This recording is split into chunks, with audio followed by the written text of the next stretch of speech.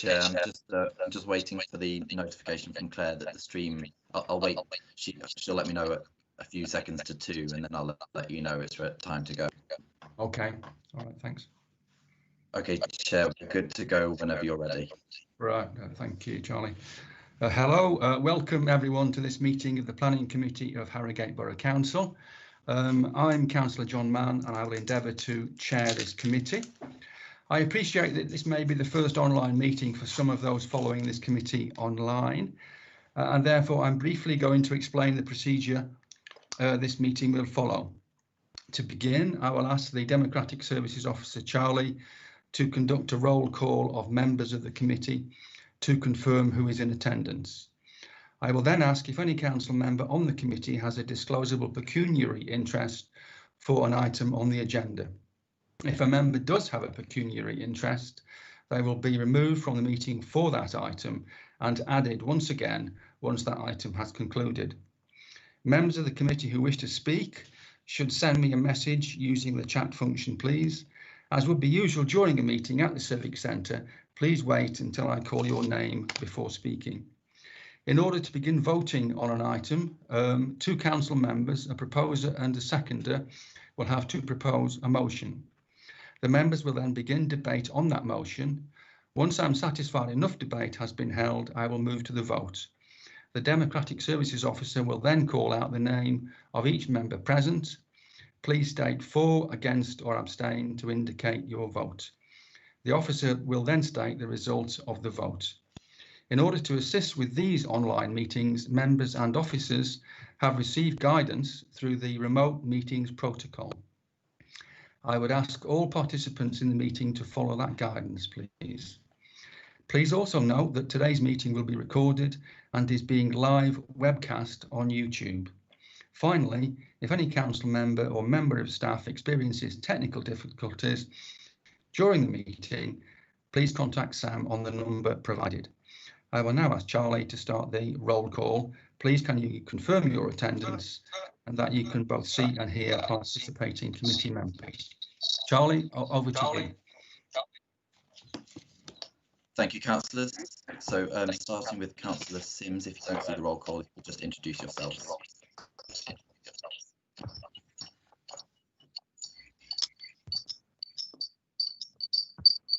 Councillor Sims.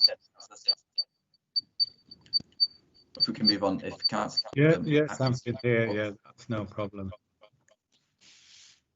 Councillor Sims, if you'd just like to introduce yourself. No, no, Sims. I'm Councillor Simshire.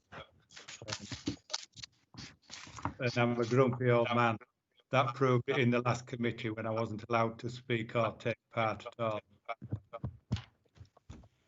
Thank you, Councillor Atkinson. I'm Margaret Atkinson, councillor for the Fountains Ripley ward. Thank you. Councillor Bateman. Councillor Bernard Bateman, representing Wharfdale. Councillor Chapman. Yes, Councillor Trevor Chapman, representing Bilton Grange, ward in Harrogate. Councillor Clark. Councillor Jim Clark, representing Harlow ward. Councillor Hawke. Good afternoon, Councillor Sid Hawke, member for the Eubank ward, Ripon. Councillor Marsh.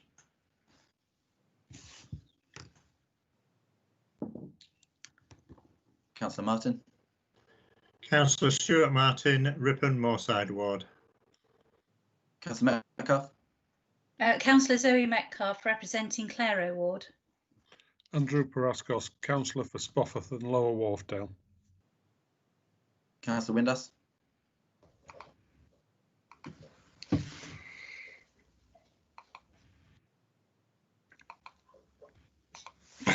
I'm here. Yeah, could you just introduce yourself? I will when I can.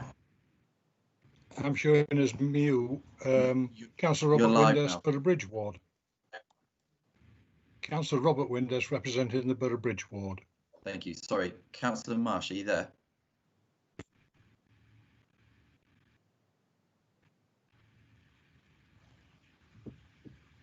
Okay. Do you want to, for the officers, John, if you want to just start. Hello everyone, I'm John Worthington. I'm the Executive Officer for Development Management and Building Control. Good afternoon everybody, I'm Nick Turpin, I'm a Planning Manager for the Council.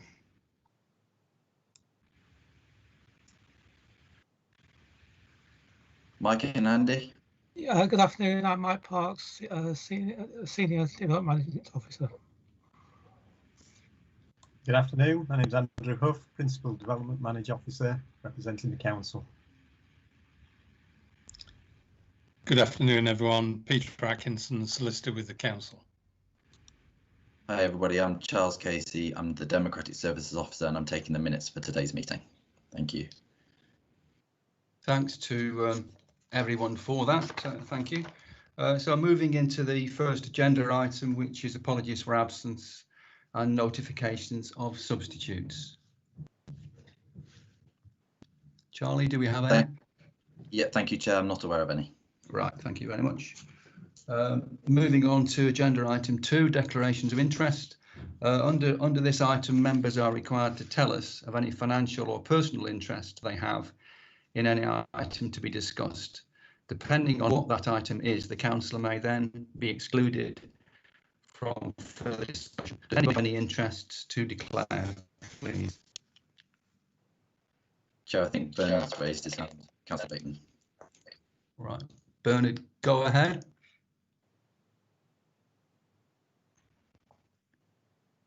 Bernard, can you hear us? Just declare your interest if you could, please.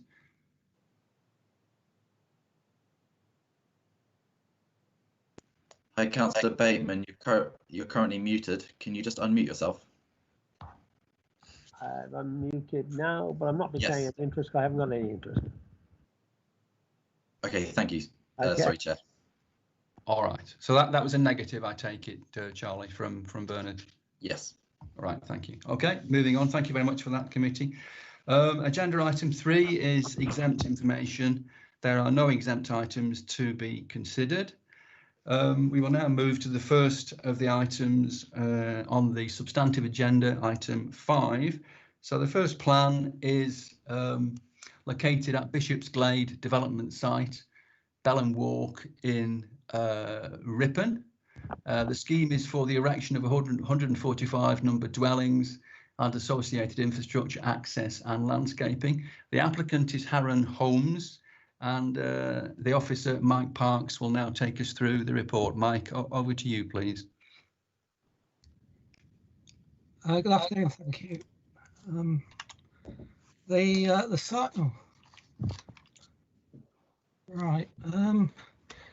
Sorry. The site lies to the west of Ashbank Road and to the south of the 1990s Double Gates development on the west side of Ripon.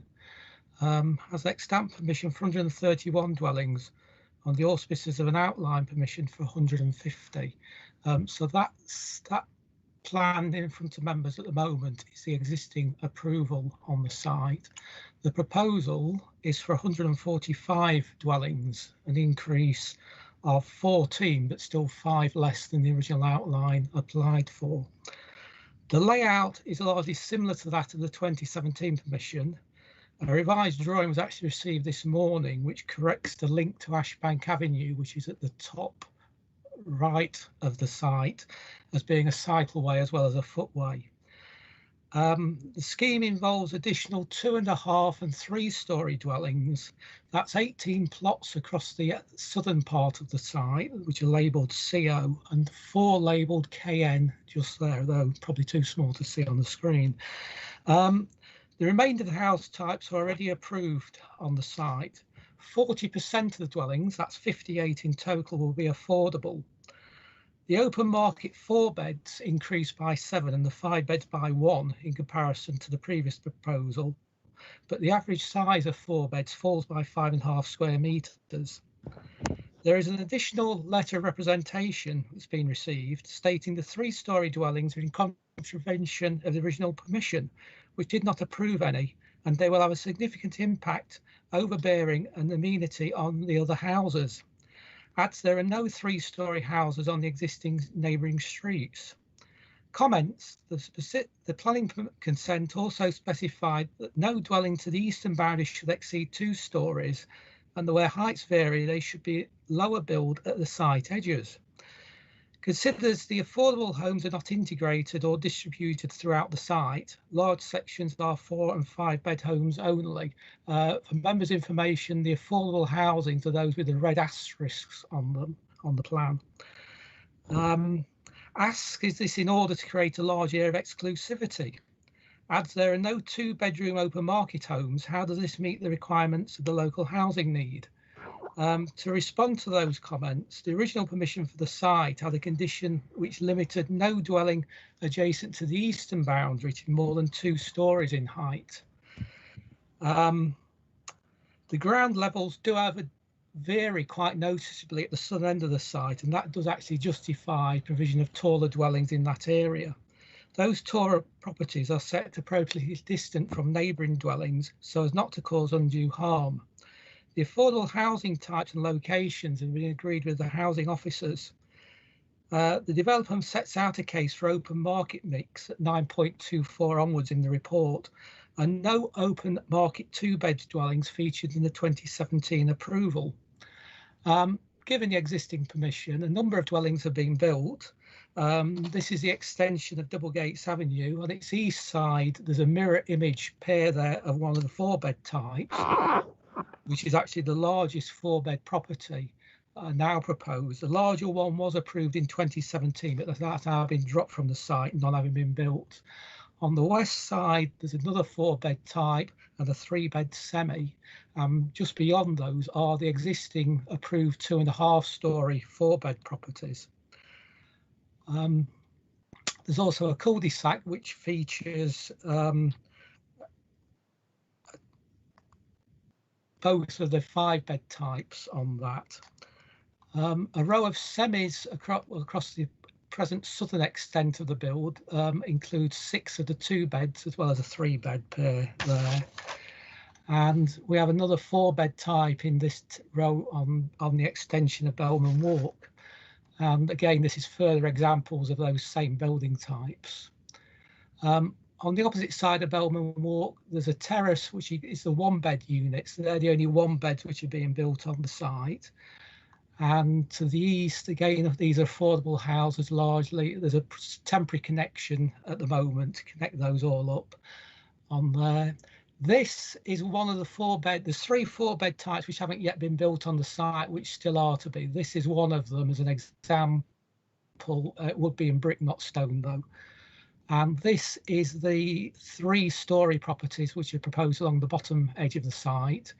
And these are the 2.5 come 3 stories which are proposed just west of centre in the site. So just looking at the remainder of the site, this is off the end of the existing Bishopton Avenue, existing building carrying on in the distance there.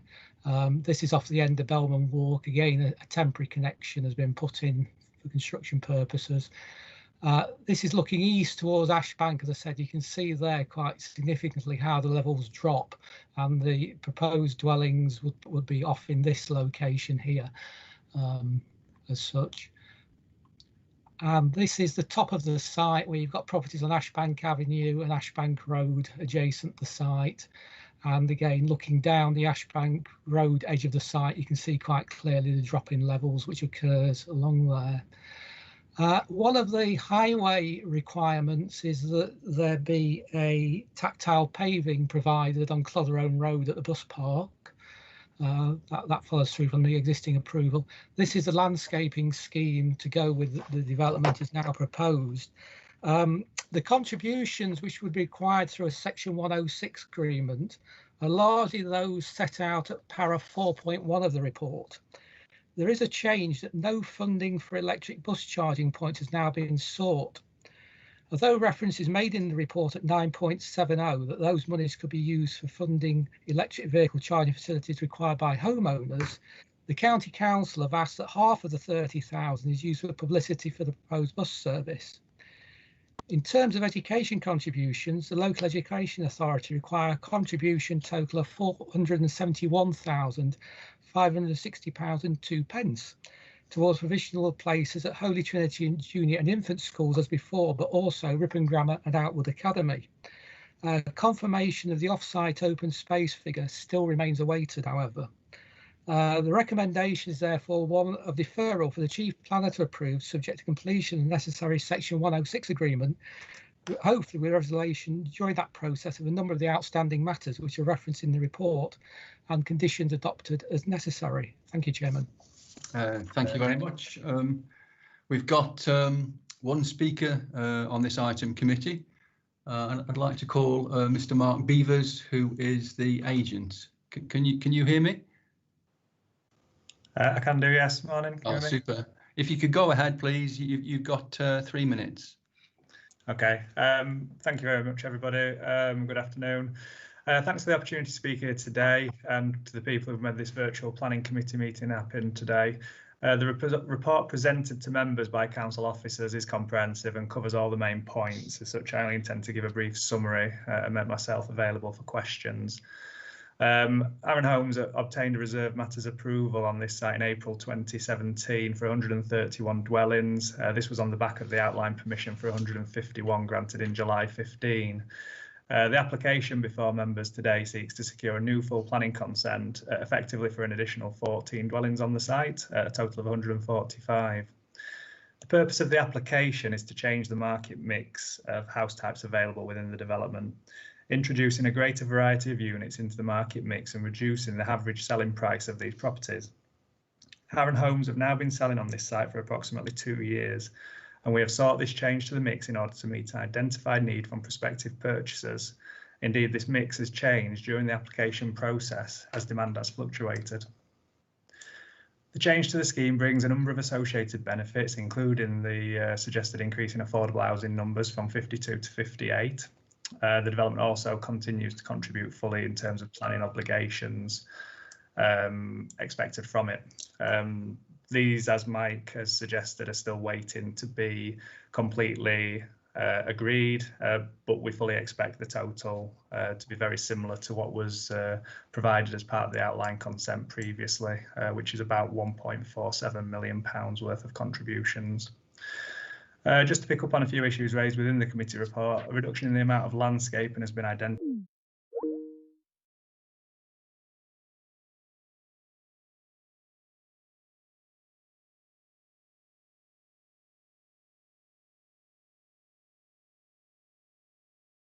This planting season. This is part of the ecological works on the site, which are required, and we acknowledge our commitment to the delivery of these. Works have commenced, including invasive weed removal, tree thinning works within the woodland, and some footpath works. The public open space will contain much of the ecological enhancement, including woodland trees and wildflower planting and new fencing. These works are ready to commence during this planting season and have only been delayed by ongoing works in these areas and the negotiation of this application. We are now confident that infrastructure works within the site have completed and the public open space and ecological areas can now be finished. Once again, thank you for your consideration of the application today and the officer's diligent work in consideration of these proposals. Thank you. Thank you very much for that. Committee, do we have any questions, please, for our speaker? I'm just looking at the chat column. Can't see any so far. Councillor Bateman, you've got your hand raised. Over to you. You'll need to unmute your mic, of course. You'll need to unmute your mic. Okay. Okay, yeah. That's super. We can hear. Yeah. On the contribution on the 106 agreement, I've been asked by a governor at the school there, which is St Wilfrid's School, why there's no allowance made for faith schools within that 106 agreement. Does that come to you, or do we do that to the officer?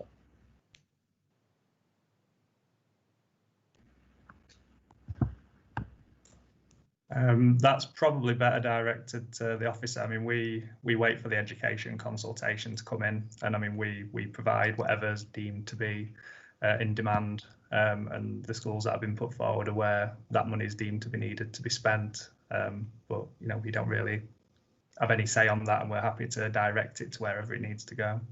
We can take that question, Councillor, when we get to questions for officers. I'll make that the first question, if that's all right. Thank you, Chairman. Thank you. Just looking at the chat column, just bear with me. A question from Councillor Sims next, please.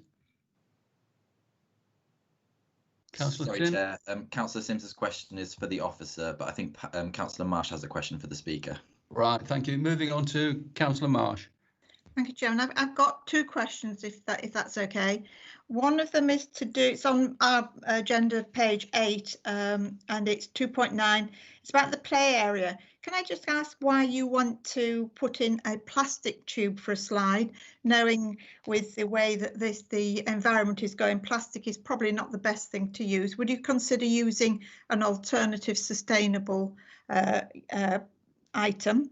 And then my second question, Chairman, if I put them all together, you made the comment that about significant replacement of trees, because it says in our report there's reduced numbers. So could you bring us up to date with what you mean about significant replacement and about the plastic slide?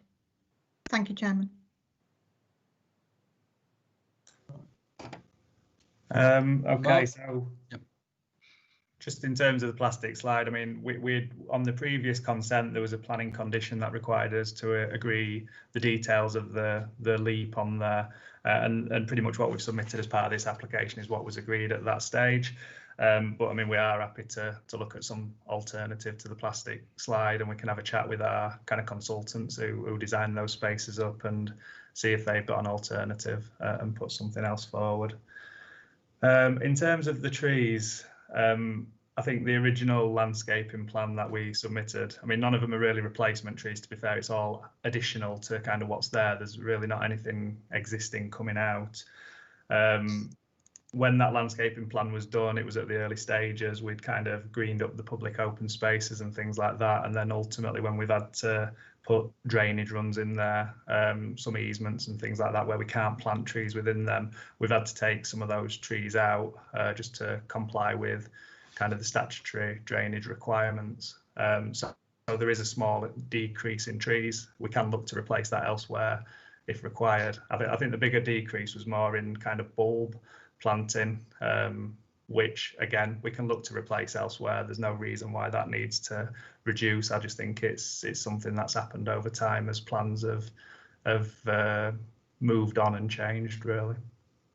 Right. Thank you for that. I've got Councillor Windus next. Councillor Windus. Could you unmute your mic if possible? I think we'll move on, Charlie, and come back to. Yeah, in which case, Councillor Windus. Can you hear me? We can indeed, Councillor. Yes, please go ahead. Yeah, sorry, my screen had frozen completely. My question, when the officer gave his briefing on it, one of the things that he did mention that all the 2-bedroomed affordable houses were all being put together and not interspersed amongst the rest of the estate. Our policy generally is for them to be interspersed amongst the estate, so we're not forming affordable ghettos. Would you like to comment on that, please? Yeah, sure. I mean, to some extent, a lot of the affordable housing is as was previously approved, and as we've obviously amended things, we've had to fit an additional 6 affordable units in there. Generally speaking, they are all in no more than 8 off any given kind of road or drive. There is a bit of a cluster in the centre of the site, but it is in the centre of the site, surrounded by market housing. So in terms of having to try and remix this site and the kind of limitations that we've had, and having due regard to kind of what went before it, I mean, we feel that we have kind of complied with what planning policy requires. We've kind of kept them in no more than clusters of 8 kind of off any given road, and generally speaking they are interspersed throughout the site. They're certainly not kind of put into any ghettos or anything like that. The biggest collection's right in the middle of the site, which is, like I say, is surrounded still by market housing. Right, thank you for that. I've got no further questions to the Speaker Committee. Are there any further questions to Mr. Beavers? I'll take that as a collective no. Thank you very much for your questions.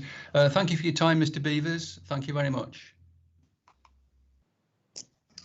So moving on now to questions from the committee to officers. I've got questions from Councillors Sims, Chapman and Marsh so far. So Councillor Sims, you're first. Yeah, it's there for Mike to read, actually. Comments, Mike, please. Why is the steps in the cycleway?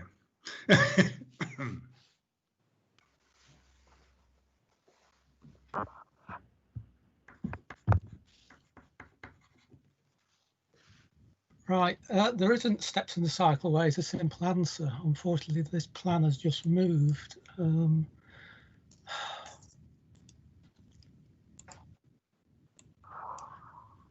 Oh, that was lined up perfectly.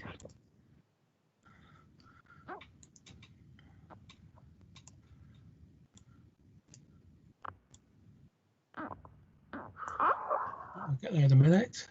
There we are. So the cycleway runs off the cul-de-sac, which is, as I read it, a level paved road situation. There's no steps in the cycleway. There might be an issue at Ashbank Road if highways don't put in a drop curb, but that is unfortunately quite common on a lot of cycleways, it has to be said. So certainly there are no steps in the cycleway. Just to touch back on that point which was raised about the affordable homes, it was actually a letter of representation I was reading out. The affordables, as I say, are these marked with red stars. So you've got a group here, you've got a group there, and a couple there, there's some here, and then you've got, as the applicant's saying, the majority in this loop around the middle of the site. So that arrangement was agreed with housing as being a reasonable distribution on the basis of what had been approved before, which was also slightly limited, it has to be said. All right, does that answer your question, Councillor Sims? Yeah, it was just the comment from other people. That's why I put 8.2 in the question for officers' comments. But yeah, that answers my question. Oh, that's super. OK, Councillor Chapman, I think you're next. Yes, thank you, Chair. On page 31 of the report, 9.95, there's a mention that there's obvious encouragement of renewable energy in whatever form in accordance with the local policy. And it goes on to say that an appropriate informative should be attached to any approval. I notice there isn't anything along those lines in the informative in this case.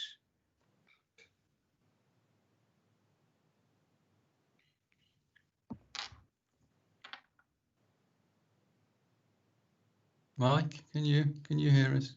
My mouse keeps being on the wrong screen. Yeah, that can be added certainly. That was something that should have been included and obviously got missed off by mistake. Oh, thank you. Oh, that's super. OK, I've got Councillor Bateman next. I think you mentioned a point during the just shortly after the speaker had spoken. Did you want to come in with your question because it was for officers? It's the same as what earlier in the week and another planning. But what it basically is, having been representing that area for quite a long while, one thing with a faith school, you've got St Wilfrid School, which is very close to that. One of the governors has asked me why we've not made any allowance. We've mentioned the grammar school, we mentioned all the other schools in that area, that sort of thing, but we've not made any mention of St Wilfrid School as far as any additional facilities for that school with a larger number of people that are going to be within that area, because there's going to be two large areas where we've got new schools going in there. The comments come from the local education authority. I can only assume the faith schools are managed separately from the local education authority. You mentioned in your report North Yorkshire Director of Education. There isn't such a thing as Director of Education North Yorkshire. That's just a standard heading which probably needs changing. It goes automatically on that heading, so that can be looked at. Well, I rang them and they couldn't give me any answer, so I'll try again. Thank you. All right, thank you very much. I've now got Councillor Marsh followed by Councillor Martin. So Councillor Marsh, over to you, please. Thank you, Chairman. Can I ask, with the responses given by the applicant, that we look to make sure that his commitment to replace trees and bulb planting elsewhere, that we actually make sure that's within a condition, and also what the side, that make sure the slide is not plastic, it could be metal. I'm sure there's plenty out there. Can we make sure that's in a condition? If we're going to look at how we protect our environment, putting plastic in it and allowing trees to be taken down and not replaced is not the way forward. Now then, can I come on to house size? We seem to have lost a lot of the smaller bedded houses, and we seem to be concentrating on the 5-bedded. Why is that? We haven't lost smaller houses on the site. The site never had many smaller houses, so you've actually got the same or more in terms of smaller houses as per the previous approval. Well, the on page 9 we've got here, it's got 1-bedded, it's got approved 8, proposed 4, so there's a loss of 4 there, isn't there?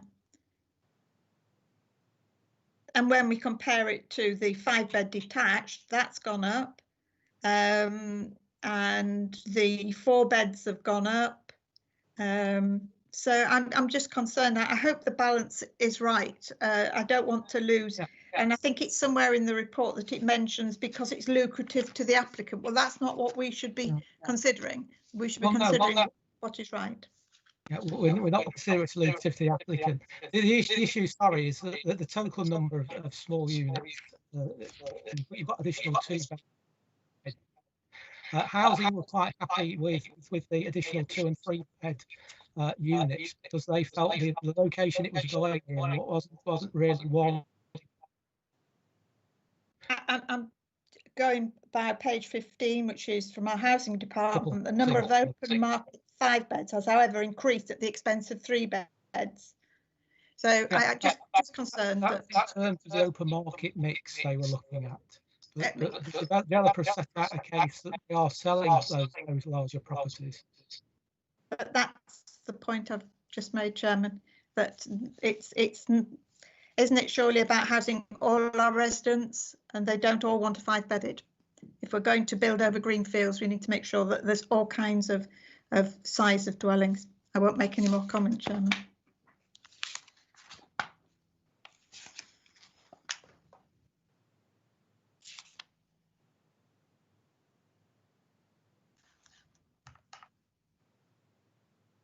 Right, apologies, can you hear me? Yes. It just had problems on muting.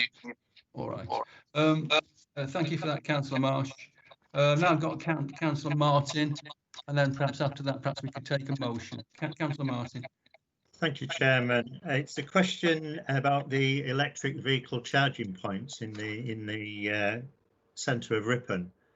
Are we in a position through this 106 agreement to encourage potential operators to use the electric buses, or do we just get the buses that they offer?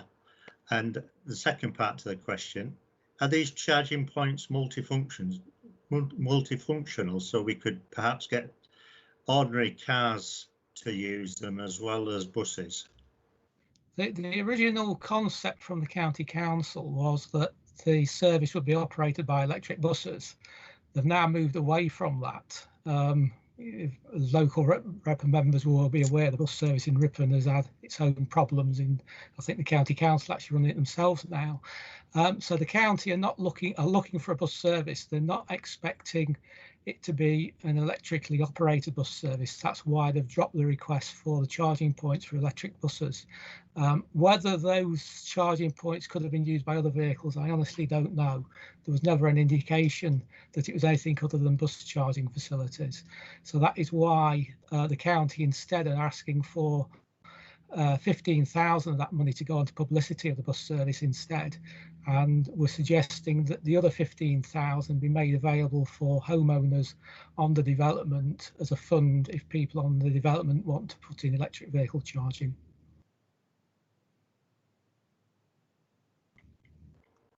Right. I think that's clear. Thank you. Are you content with that, Councillor Martin? Not particularly, but I think we're just going to have to suck it up, unfortunately, if the county are not prepared to put in an electric bus service. I think that's we've just got to put up with what they're giving us. We're not in a position, if we're not in a position to insist on it, which we're clearly not.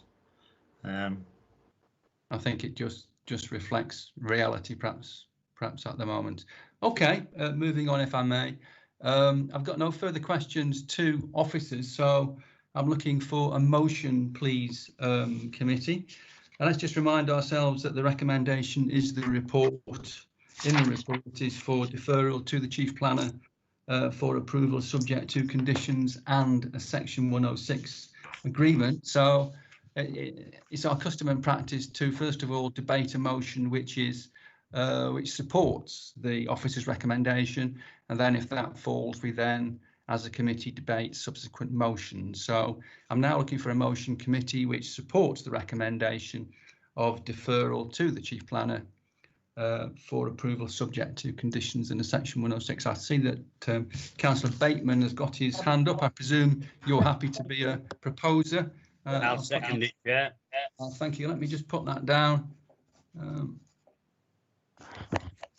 So just before moving into debate, I just wanted to clarify the motion that we are going to debate.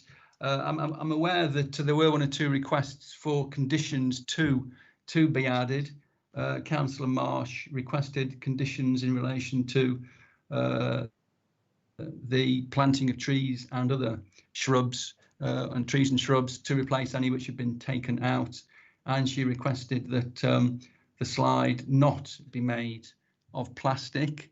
Are we thinking, if I could refer to you, Mike, that a condition to cover those 2 points is acceptable?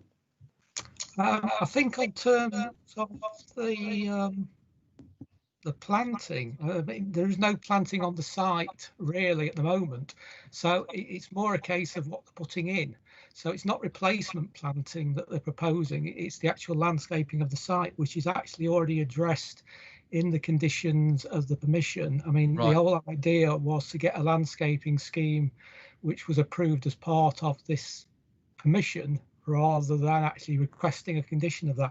In terms of the slide, again, yeah, I mean, we could look at it being a metal slide. Again, that might be a case that the developer comes up during the Section 106 process with an appropriate slide, so we can approve that rather than it actually having to be a specific condition in itself. So there are matters we can look at, but I won't at this stage say they actually need to be a condition, depending on what progress we make during the 106 talks. All right, so that's one for the 106. So we're not looking at sorry, it's not for the 106, but it's during that process of the 106. During that process, so we're not looking at an additional condition for that either. Okay, and finally, I was just conscious that in relation to what Councillor Chapman said, his point, did you think that needed to be covered by a condition? I could bring Councillor Chapman in just to refresh our memories if you wished. Yeah, sorry. That was a request for an informative, which. Yeah, sorry. Yes, yeah, sorry. That informative. Yeah, we'd already got that. So that's an informative to be added on. Yeah. Yeah, so we don't need to cover that in the motion. It was just an informative request. Thank you. All right. Okay, we've got that. So we've got a straightforward motion then to summarise, which says that we think the application should be deferred to the Chief Planner for approval, subject to conditions and a Section 106 agreement. So we're now in debate. I'll first of all go to the proposer and seconder and ask if they've got any comments they wish to make. So Councillor Bateman, would you like to come in, please, with your comments?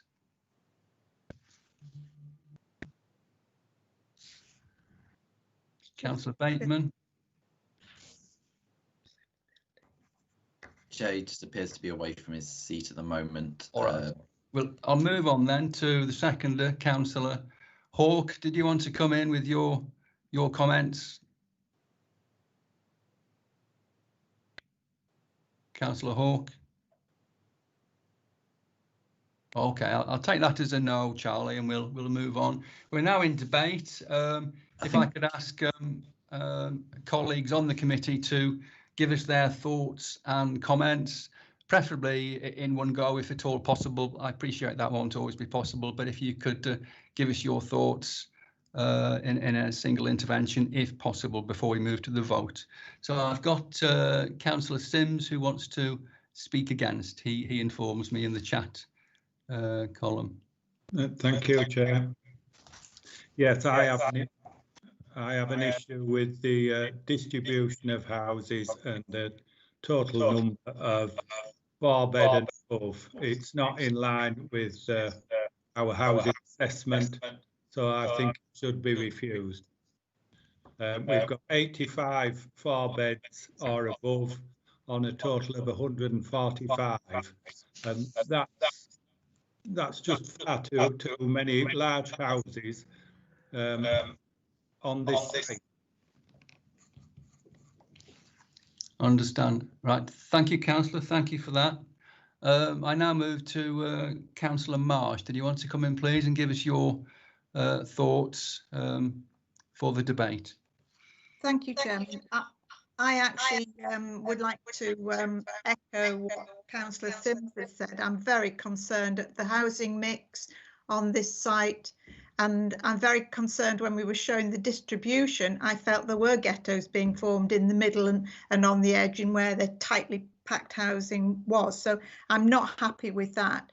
And although we will talk to them about replacement trees and additional bulb planting, which they've said they will look to replace elsewhere, I'd like it a lot firmer than that.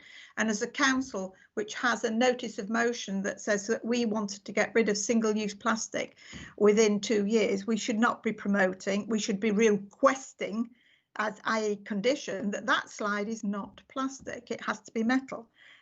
So I am disappointed, I have to say, also in the fact that we can't get the electric buses, and North Yorkshire have not come up trumps with that one. I would have thought a charging point achieved at the bus station would have been possible.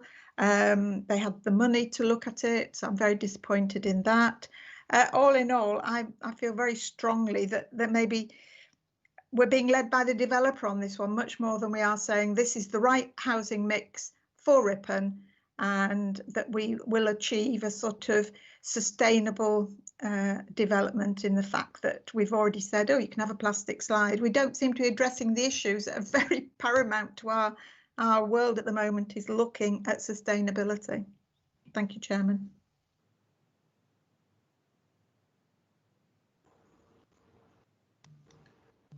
Thank you, Councillor, for those comments. I've now got Councillors Martin, then Windus. So going to you first, Councillor Martin. Thank you, Chairman.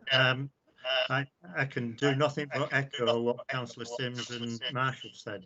I'm extremely disappointed that there's no charging point in the centre of the city through this development. And just 2 days ago at the last planning committee, there was an application for Ripon that explained there was a desperate need for 2-bedroomed houses in the city. And here we've got a mix of 3 and 4 bedrooms. So I couldn't agree more with comments that have already been made, and I have concerns on the mix.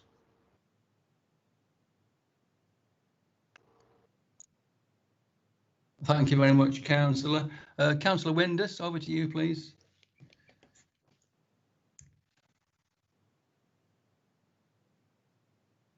Councillor Windus.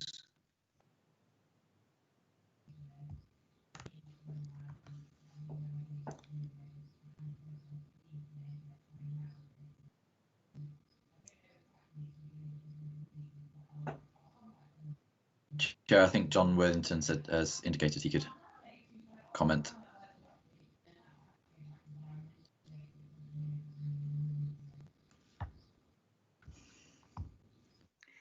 Can you hear me? We can, yes. We Right, can. sorry. Please go ahead. I totally agree with what has been said previously.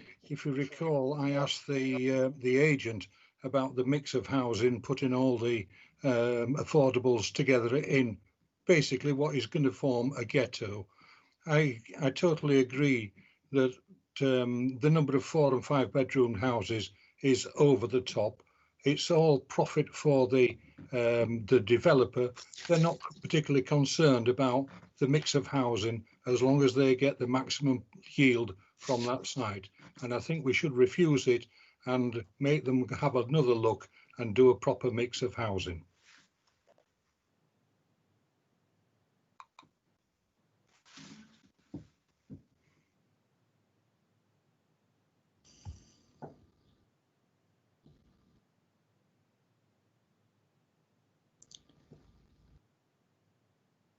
Can you hear me, Charlie? Yes, we can hear you now, Sir Chair. I think you were just muted. With this mute on mute. Right, I can't see that any other councillors wish to comment. If I could just go back in view of the comments that have been made, I've got a request from the planning manager, John Worthington, for a comment. I think probably on the housing mix. Could I bring you in, John, if I may? Yes, thank you, Chair. I just wanted to remind members that they're not looking at this site afresh. As you saw in the photographs, development on this site has already commenced, and this is an amendment to a mix that the council has already accepted. That was predominantly 4 and 5 bed houses, and this is just changing something already permitted, which could also be finished off. The development is approved and implemented. So I just wanted to refresh members' minds that this isn't something new we're looking at here. This is amendments to a scheme that's already got permission and is already significantly underway construction-wise. Right, thank you for that contribution. I'm not aware of any further comments in the chat section. I'd just like to make a point myself to add to what John has just said. In terms of the housing mix in relation to the market houses, looking at the report, paragraph 2.4, it says the house type which is now dropped from the development is the largest 4-bed house, of which 2 were to be built. Now, so I presume that's what they're saying there. The largest house type has been dropped, and there are 3 new house types now proposed, all 4-bed. And they seem to me to be reasonably small 4-bedders to quote the report, 129, 123 and 116 square meters, which by my reckoning are not huge 4-bedders, although I do take the points which councillors have made about the affordable houses being clustered in the middle, which doesn't seem ideal. So they're my thoughts for what they're worth. If I could bring in now Councillor Sims, please. Over to you, please. Yeah, thank you, Chair. It's just that the approval is for 53 4-bed and 24 5-bed, and the amendment is for 60 4-bed and 25 5-bed. So it's a considerable increase, in my opinion, away from our housing market assessment. Right, thank you for that, Councillor. Do we have any further comments, please, before we move to the vote on this motion? I'll take that as a no. So, Charlie, over to you for the roll call for the vote. Thank you, Chair. I will roll call the members. If you could just indicate if you are for, against or abstaining. So, Councillor Atkinson. For. Councillor Bateman. For. Councillor Chapman. Abstain. Councillor Clark. For. Councillor Hawke. For. Councillor Mann. For. Councillor Marsh. Against. Councillor Martin. Against. Councillor Metcalfe. Against. Councillor Praskos. For. Councillor Sims. Against. Councillor Windus.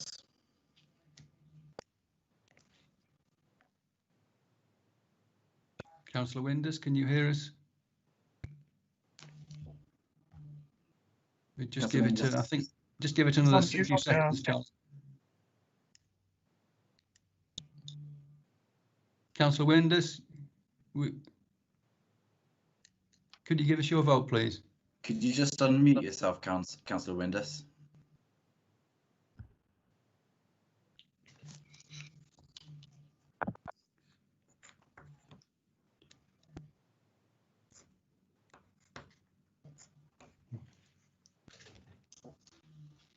Just give it a couple more seconds, Charlie. Yep, of course. As it's a vote, could somebody perhaps ring Councillor Windus? I mean, the way it's stacked up, it's a mathematical I agree with majority, but we need his vote, really, please. Yeah, I don't want to disenfranchise Councillor Windus if he's still there, and if it's just a case of unmuting himself, or he might be having connection issues. Is it possible for someone just to give him a quick call? Yeah, Sam's on it, I think, Chair. All right. Okay. I suggest we just pause for a moment, if we may, committee, as it's a vote. Apologies to the public who may be watching. We're just trying to observe proper due process here. The technology is new to all of us, and we're just going up a learning curve. Thanks, Chair. My team are trying to get hold of Councillor Windus. Right, thank you.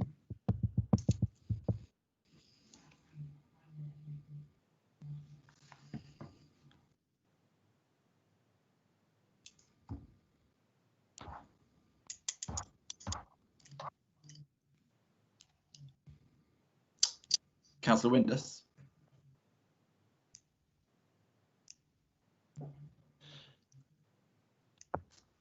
We'll give it a few more seconds, Charlie. I think we'll have to move on and. Sorry, Chairman. subsequently- I've got Councillor Windus on the phone. I know Right. it's not ideal, but I'm just going to try and hold my phone to the microphone so that he is able to vote. Oh, Just super. bear with me 1 second. Thank you very much. Thank you, Samantha. Robert, Councillor if Windus. you want to go ahead. Oh, if you could just repeat that, Robert. Did anybody hear that? No. It's a bit... No. Oh, Robert, just try again. Against. That was an against. All right, thank you. Sorry, That's Chair, I'll very try and clear. sort that for the next vote. In which case, Chair, I have 6 for, 5 against, and 1 abstention. Right, thank you. That's very clear. With and apologies to anybody watching this for the technical hiccup there. Right, thank you. So could people mute their microphones so we minimise the echo, please? Thank you. So by 6 votes for, 5 against, and 1 abstention, the motion is therefore carried. Which means that the application is therefore deferred to the Chief Planner for approval, subject to conditions and a Section 106 agreement. Thank you. Thank you very much, committee. Could I just remind everybody to mute your microphone so that we keep the echo effect to a minimum. Right, thank you. So moving on to item 2. Which is land located in Walker Lane, Darley.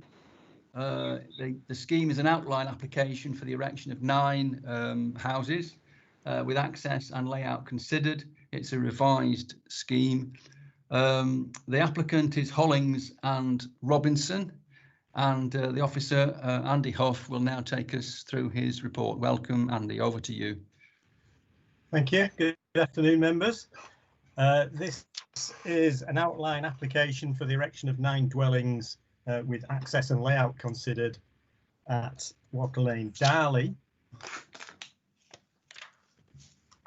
The application site is located to the rear of Low Green, with access taken from Meadow Lane, indicated by the arrow.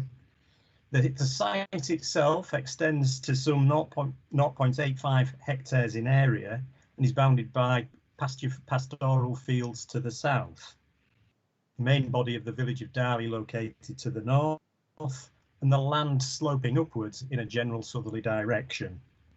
The scheme is a revised application following a refusal of a larger scheme on a larger portion of the site located to the south. Just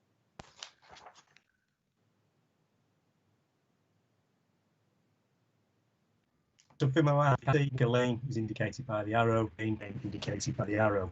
The scheme, as I mentioned, seeks consent for access and layout.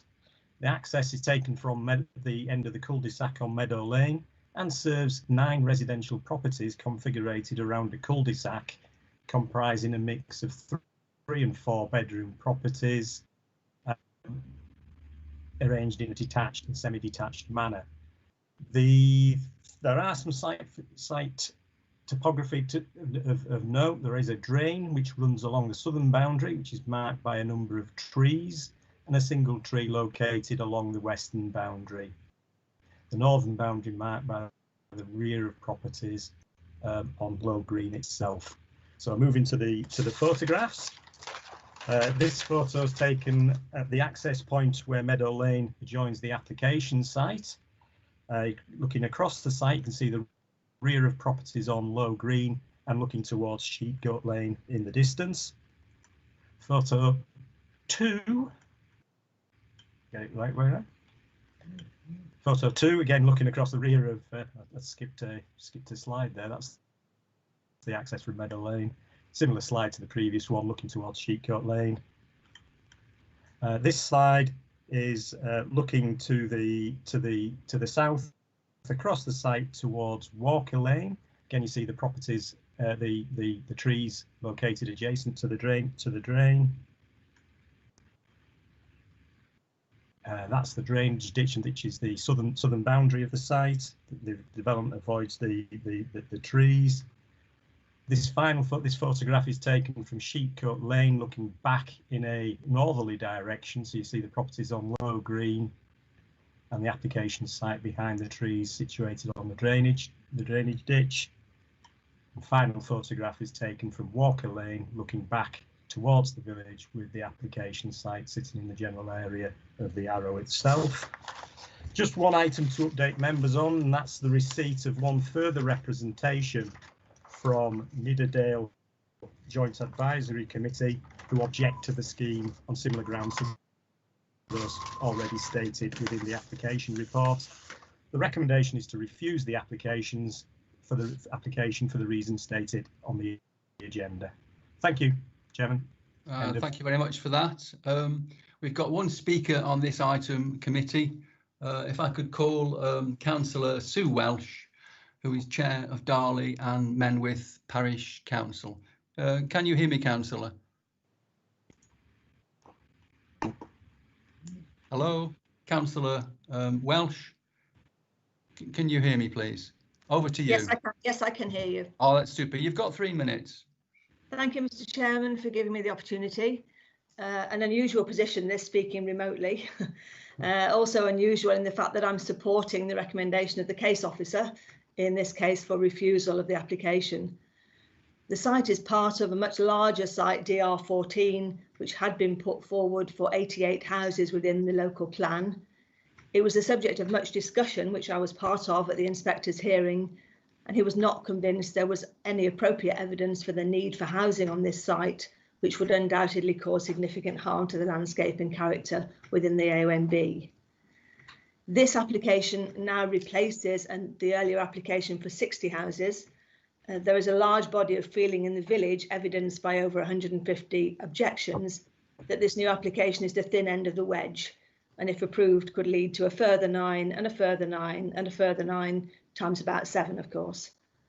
Following the adoption of the local plan, this site is now outside the development limits, and therefore, as I understand it, permission should not normally be granted unless there are real benefits. It is also on land that is promised strict protection within the NPPF as it's part of Nidderdale AONB. I'm pleased that Mr. Hoff has agreed that there are no real benefits and that the land should be protected, echoing, as he said, what the JAC from the AONB has just said in their recent letter. Darley has some 65 houses already being built or with planning permissions, and so has a sufficient housing stock. And HBC, as I understand it, has 6.7 years of housing supply. Darley has very little local employment, a limited bus service, a local road structure of country lanes, so it certainly does not need more inhabitants and more traffic on the roads. Its local school is secure as it has joined with Summerbridge, and its local shop and pub are well supported, so it is a sustainable village as it is now. The village and parish council are convinced that this application would be detrimental to the village. I therefore commend Mr Hoff's report for once and submit that his recommendation of refusal should be supported by the committee. Thank you. Thank you, Councillor. Any questions, please, committee, for our speaker? I'm looking at the chat column. I can't see any at the moment. I'll just give it a few more seconds. Any questions, please? It appears that we don't have any questions. I'll just leave it another couple of seconds. Right, okay, I'll take that as a collective no that we have no questions. Thank you, Councillor. Thank you for your time. Thank you. Very much. We'll now move on, please, committee, to questions from yourselves to Andy, the case officer. Do we have any questions, please? Again, I'm looking at the chat column. Just drop me a line if you want to ask a question. If there's, just give it a few more seconds. Any questions, please? If not, I'll be looking for. Chair, but I'm happy to propose officer recommendation for refusal. Thank you, Councillor. Happy to second. I take it there. Yeah. Sorry, who was that seconding it? Oh, thank you, Councillor. So we've got a motion which supports officer's recommendation. Let's just remind ourselves that the recommendation is refused, and as I said before, we always debate a motion first, which supports officer's recommendation. So we're now in debate. We've also got a mover or a seconder from Councillor Sims, which is helpful. Any debate then, please, committee?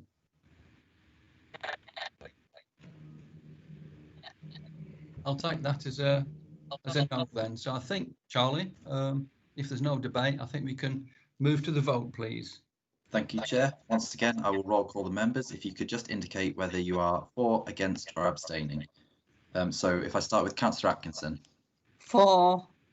Councillor Bateman. Councillor Chapman. For.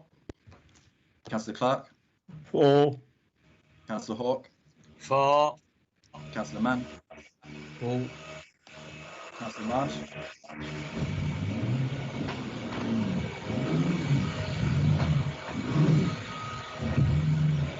Just give it a second, Charlie. Yep, we'll do, Chair. Seem to have got some external.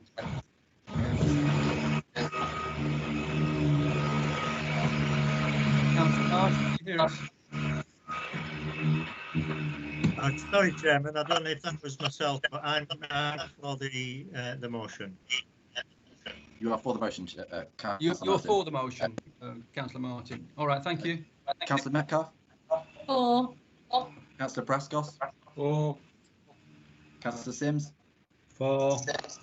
Councillor Windus. For. Thank you. Can I just go back to Councillor Bateman? Or Councillor Marsh? Councillors Bateman and Marsh, if you could just unmute yourself. For. Thank you, Councillor Bateman. Councillor Marsh? Just give it another few seconds, Charlie. Will do, Chair. She's still in the meeting. I think she's just muted. Councillor Marsh, if you could just try and unmute yourself.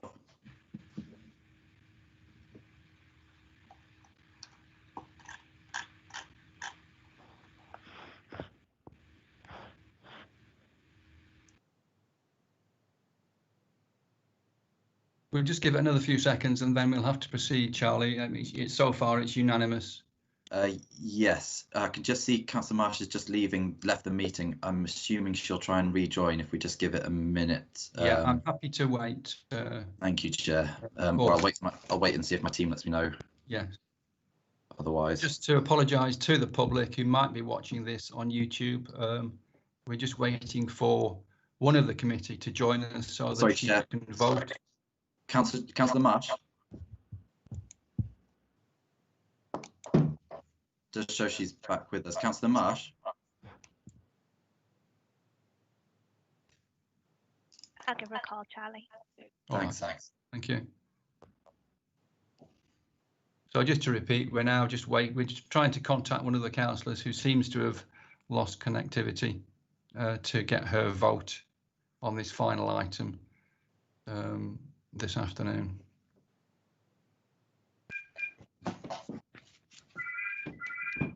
Councillor Marsh, are you there? Hello. We can hear you, councillor. Oh, it's just gone off, gone brilliant and everything. Thank you. That's fine. Four. In which case, it's unanimous, Chair. Right, thank you. So that's 12 votes for